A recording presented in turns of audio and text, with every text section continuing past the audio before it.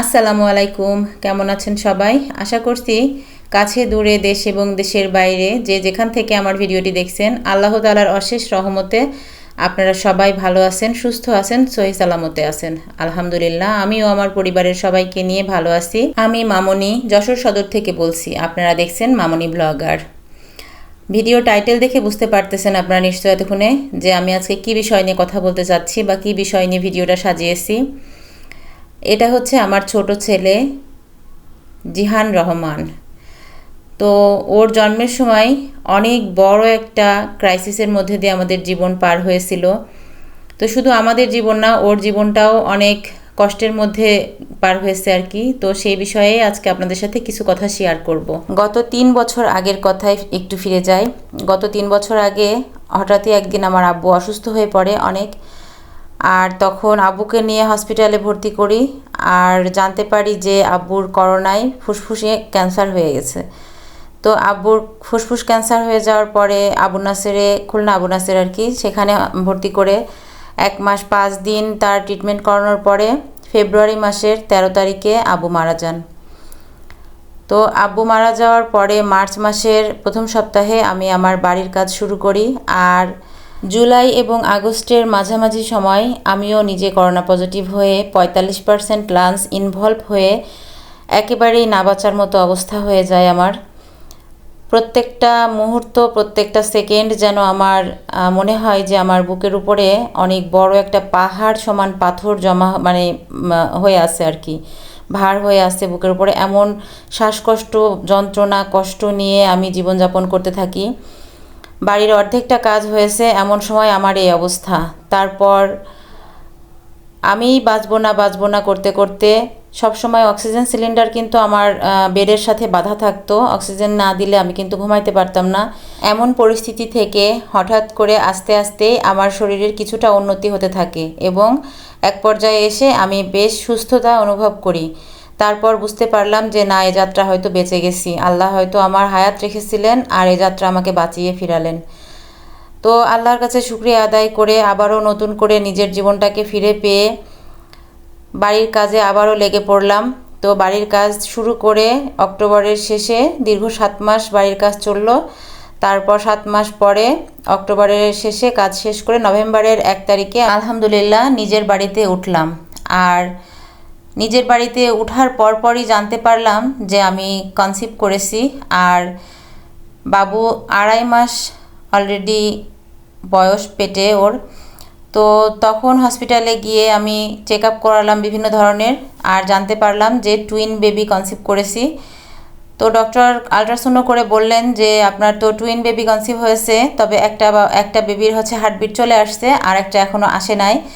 তো আপনি অপেক্ষা করেন, এখনও সময় আছে সামনে, এতদিনে যদি এসে যায় তাহলে তো ভালো, না আসলে তখন পরে দেখা যাবে কি হয়।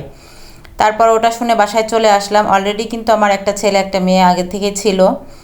তারপরে এখন শুনলাম আবারও টুইন বেবি হবে।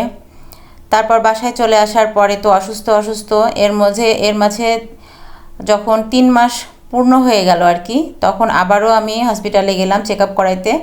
আর তখন যেয়ে দেখলাম যে ডক্টর বললেন আবারও আলট্রাসাউন্ড করে যে একটা বেবি যেটা হার্টবিট এসে গেছিলো আর কি, সেটা সুস্থ আছে, ভালো আছে। আর যেটা আসছিল না সেটা আর আসে নাই, আস্তে আস্তে ওটা নাকি ভ্যানিশ হয়ে গেছে। তো যাই হোক, এটা শোনার পরে যখন শুনলাম যে একটা তো ভালো আছে, সুস্থ আছে, আর যেটা হার্টবিট আসেইনি, সেটা নিয়ে তো আসলে কষ্ট তেমন একটা হয়নি, কারণ তার তো জীবনই আল্লাহ দেয়নি, এই জন্য তাকে নিয়ে আর কষ্ট হয়নি। তারপর থেকে আমার শুরু হলো এই যাত্রা। আর এই বেবিটাকে পেটে নিয়ে আমি কিন্তু এই বাড়িটা একা হাতেই সমস্ত কাজ করা, মিস্ত্রিদের সাথে থাকা, সমস্ত জিনিসপত্র আনা নেওয়া করা, অনেক কিছু করেছি। এমনকি 2-3 বার আমি পাপি ছেলে পড়েও গেছি। রাত নাই দিন নাই, মানে ছাদে ওঠা, বাইরে আসা যাওয়া সব কিছুই কিন্তু আমি করেছি। যেহেতু আপনাদের ভাইয়া এখানে থাকে না, সে বিশেষ বিশেষ কাজের দিন, যেমন ঢালাইয়ের দিনগুলো, তারপর বিভিন্ন কাজের দিন আসতো। তাছাড়া তো সে সবসময় থাকতে পারতো না, হয়তো সপ্তাহে 1-2 দিন করে এসে কাজ দেখিয়ে দিয়ে চলে যেত। আর বাকি সমস্ত কিন্তু আমাকেই সামলাইতে হতো, দেখতে হতো, করতে হতো আর কি, করাইতে হতো আর কি। তো এর মাঝে বাবুটা কনসিভ করেছে। আর বাবুকে নিয়ে 9 মাসের একটা জার্নি ছিল। সব সময় অলওয়েজ আমার শ্বাসকষ্ট, রাতে ঘুমাইতে পারতাম না, এক মৃত্যু যন্ত্রণা। এই যন্ত্রণা যেন কখনো কাউকে ভাগ দেয়া যাবে না, এমনিতেও ভাগ দেয়া যায় না, কিন্তু এই যন্ত্রণা যেন আরও কঠিন যন্ত্রণা।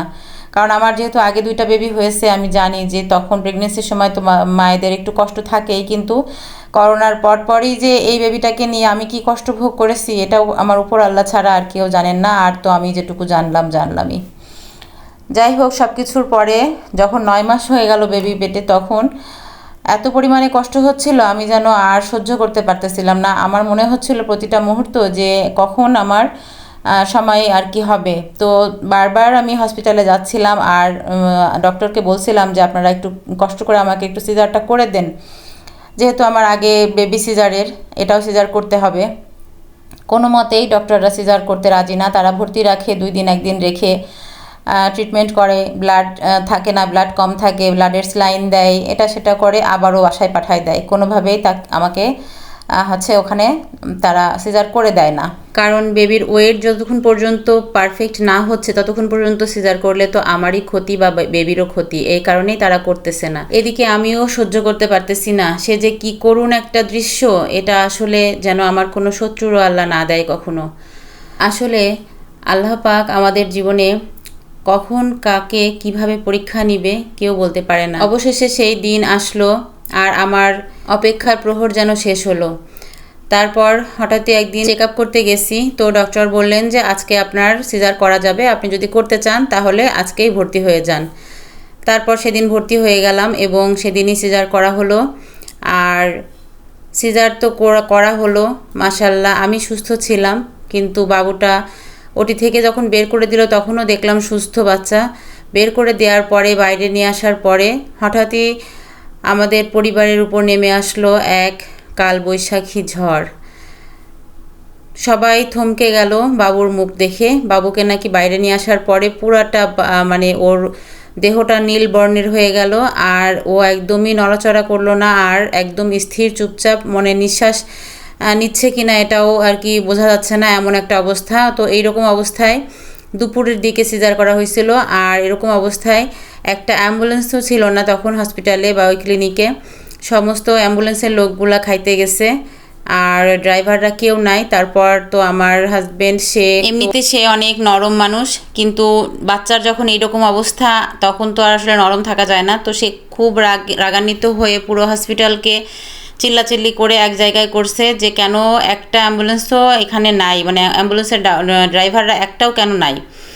তারপর দ্রুত বেগে অ্যাম্বুলেন্সের ড্রাইভার আসলো, আসার পরে এখান থেকে জরুরি বিভাগে বাবুকে ডক্টর দেখানোর পরে ডক্টর বলল এনআইসিইউতে শিফট করানো লাগবে। বাকিটা একটু পরে বলছি। আবু আবু ঘুমায় পড়েছে, কান্দনা আবু ঘুমায় পড়েছে তোমারে চুইয়ে।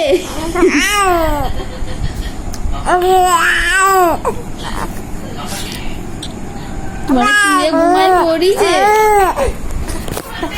তোমারে চুইয়ে। তোমার সাথে বক বক করিনি আর, তোমার সব নালিশ শুনিনি, তার আগে ফোন কাটি দিয়েছে। আবু আবু আবু বকা দিয়েছে তোমারে, আবু বকা দিইনি দিইনি, আবু আদর করে দিয়েছে, আদর করে দিয়েছে। তাই তুমি আব্বুর কাছে যাবা আব্বুর কাছে যাবা আব্বুর কাছে যাবা। কি হয়েছে তোমার, সে ঘুম আসতেছে না, গল্প করতে হবে। তারপর ড্রাইভার আসার পরে সাথে সাথে দ্রুত বেগে শিশু 8 দিন হসপিটালের এনআইসিইউতে নিয়ে বাবুকে ভর্তি করানো হলো। আর সেখানে শুরু হলো বাবুর ট্রিটমেন্ট। সে কি ট্রিটমেন্ট সেটা দেখলে এখনও, মানে সেটা দেখলে না, সেটার কথা মনে করলে এখনও আমার চোখে পানি এসে যায়। বাবুকে রাখা হলো প্রথমত ইনকিউবেটরের ভেতর রাখা হলো, আর তাপ দেওয়া হলো, এবং অক্সিজেন আর খাদ্যের যে 2টা নল আর কি, সে 2টা একই সাথে বাম নাকের ছিদ্রর মধ্যে দিয়ে দুইটা নল পরানো হলো, একটা দিয়ে অক্সিজেন চলতেছে আর একটার সাথে মাধ্যমে খাবার দিচ্ছে আর কি ওকে। তো খাবার বলতে 2-3 দিন পরে খাবারের জন্য আর কি বলছে যে এখন থেকে খাবার আনেন। তো সিরিঞ্জের মাধ্যমে 6 ঘন্টা পর বা 4 ঘন্টা পর এক সিরিঞ্জ বা হাফ সিরিঞ্জ করে দুধ বাবুকে খাওয়ানো হতো। এভাবে করেছিল বাচ্চাটা 5 দিন।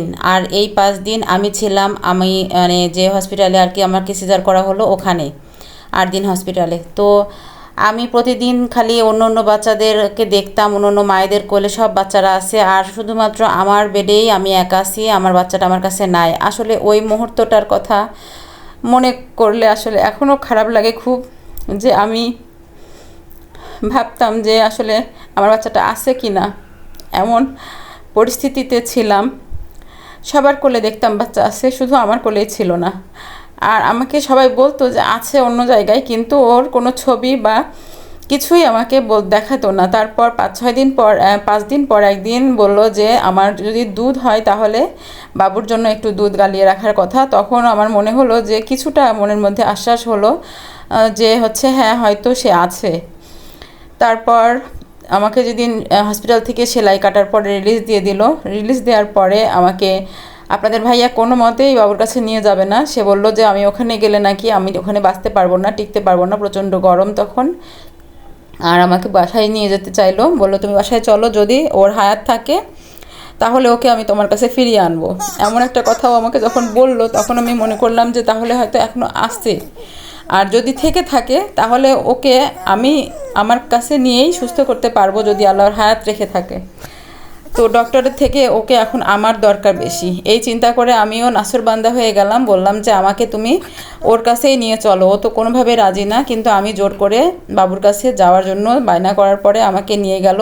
তো ওখানে নিয়ে যে কেবিন নিল, কেবিনে বাবুকে নিয়ে আমি থাকলাম। কেবিনে এসি ছিল, তারপরেও এসি চালানো যেত না, কারণ বাবু ঠান্ডা লাগবে। ওকে তো মানে আমি যেদিন গেলাম সেদিন ওকে ইয়া থেকে ইনকিউবেটর থেকে বের করে আমার কাছে দিল, কিন্তু বলল যে ওকে আলাদা বেড়ে রাখতে এবং তাপ দিয়ে সবসময় ঢেকে রাখতো, অক্সিজেন চলতো। আর খাবার ওই যে বললো সন্ধ্যায় এক সিরিঞ্জ দুধ একটু দিয়ে গেছে খাবার, আর বললো রাত 3টায় এসে খাবার দিবে। মানে বুঝতেই পারতেছেন কী অবস্থা। তারপর আমি তো বিকালে গেছি, ওখানে যাওয়ার পরে ওরা সন্ধ্যায় আমাকে বাবু দিয়ে গেছে আর বললো যে রাত 3টার সময় দুধ গালিয়ে রাখবেন, আমি এসে খাওয়াবো। একটা সিস্টার বলে চলে গেল।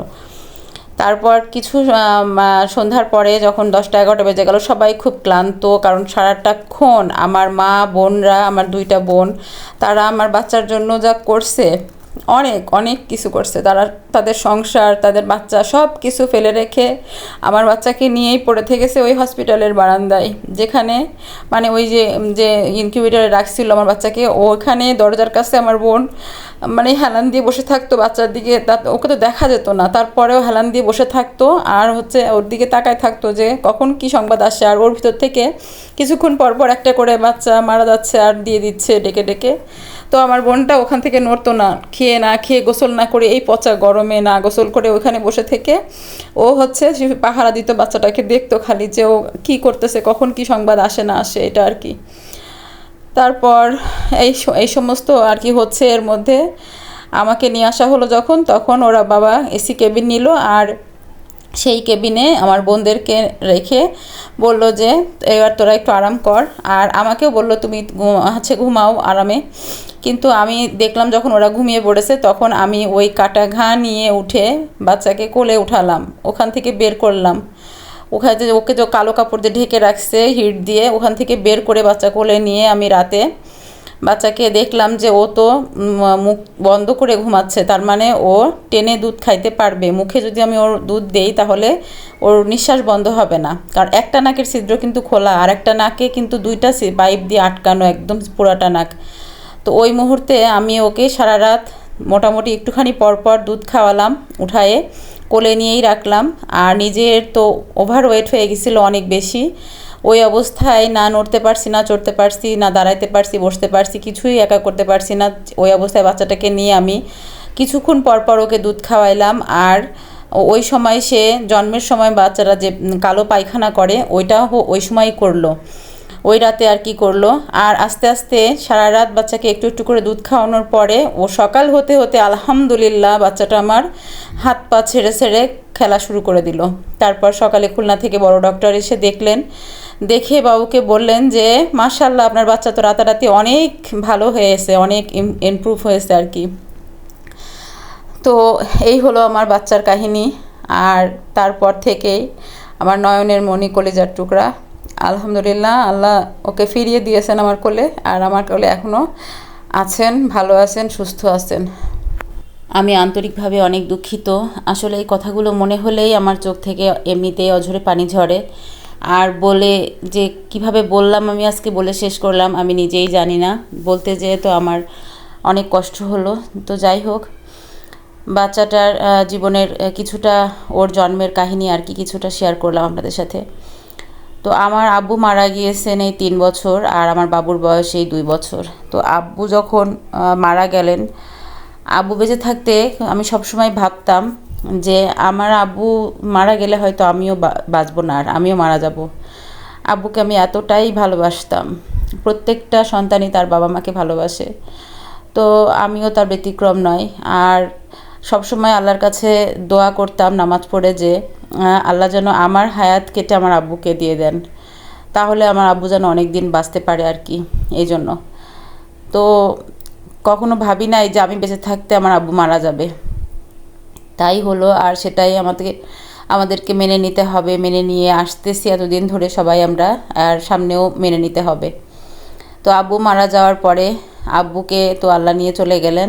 আর পরে 1 বছর পরেই আরও একটা আব্বুকে আমার কোলে আল্লাহ দিয়ে দিলেন। আর তাকে নিয়েও এমন ক্রাইসিসের মধ্যে দিন গেছে আমাদের। তারপরে আলহামদুলিল্লাহ এখন আমি বাবুটাকে নিয়ে ভালো আছি, সুস্থ আছি। হসপিটালের ওই রাতে আমার কেবলই মাত্র শুধু মনে হয়েছিল যে বাবুর জন্য প্রচুর পরিমাণে দরকার হচ্ছে এখন আমাকে। কেন মনে হয়েছিল জানেন? কারণ বাচ্চা জন্মের পরে সেই বাচ্চার সবথেকে বেশি পুষ্টিকর খাবার হচ্ছে তার মায়ের বুকের দুধ।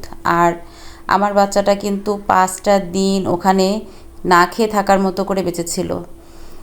আর যেদিনই আমি ওকে কোলে পেলাম, কোলে পেয়ে আমি ওকে প্রচুর পরিমাণে খাওয়ালাম। সারাটা রাত আমি জেগে বসেছিলাম। বসে থেকে আমি ওকে কিছুক্ষণ পর পর খাওয়ানোর পর আস্তে আস্তে দেখলাম, আমি ওর মুখ দেখেই আমি বুঝতে পারতেছিলাম যে ও নিজে ভেতর থেকে শরীর এত ভালো লাগতেছিল ওর। তো এই জন্য নার্স কিন্তু আমাকে রাতে আসছিল, রাত 3টার সময় এসে আমাকে বলছিল যে আপনি বাচ্চার জন্য দুধ রাখেননি। তো আমি তো আসলে অলরেডি খাওয়াচ্ছি ওকে, এই জন্য আমি আর এক্সট্রা করে রাখিনি। তো আমি বলছিলাম যে না না আমি রাখি নাই, আমি ঘুমিয়ে পড়ছিলাম। তারপর উনি আমাকে একটু বকাঝকা করে চলে গেছেন। আমি আর ওনার সাথে শেয়ার করি নাই যে আমি বাচ্চাকে খাওয়াইছি, কারণ আমি ওনাকে সন্ধ্যায় জিজ্ঞাসা করছিলাম যে আমি কি বাবুকে খাওয়াবো। তখন উনি আমাকে বলল যে না, আগামীকাল ডক্টর আসবেন, সে যদি তার কাছে জিজ্ঞাসা করবেন, সে যদি বলে খাওয়াইতে তাহলে খাওয়াবেন, তা না হলে আপনি খাওয়াবেন না। কিন্তু আমি মা হিসেবে আমার যে অভিজ্ঞতা আছে, কারণ আমার আরও 2টা বাচ্চা আগে আছে, তো আমার নিজের জ্ঞানে মনে হলো যে এই মুহূর্তে বাচ্চা যে অসুস্থ, আর এই অসুস্থ বাচ্চার জন্য ওষুধের থেকেও বেশি প্রয়োজনীয় হচ্ছে মায়ের বুকের শাল দুধ।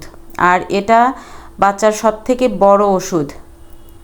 তো সেই জ্ঞান থেকেই আমি বাচ্চাকে খাওয়ালাম। খাওয়ানোর পরে ডক্টর নিজেই সেই সিস্টারের সামনে সকালে বললেন যে আপনার বাচ্চা এত দ্রুত আপনার কোলে গিয়ে যে সে সুস্থ হয়েছে, এটা একদম মিরাক্কেল।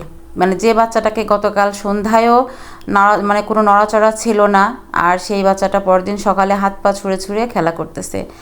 ভিডিও শুরুতে আপনারা দেখেছেন যে শুরুর দিকে যে ভিডিওগুলো দেখেছেন সেই ভিডিওগুলোই আর কি বাচ্চার জন্মের 2য় 3য় দিন থেকে শুরু করে 8ম দিন পর্যন্ত আর কি।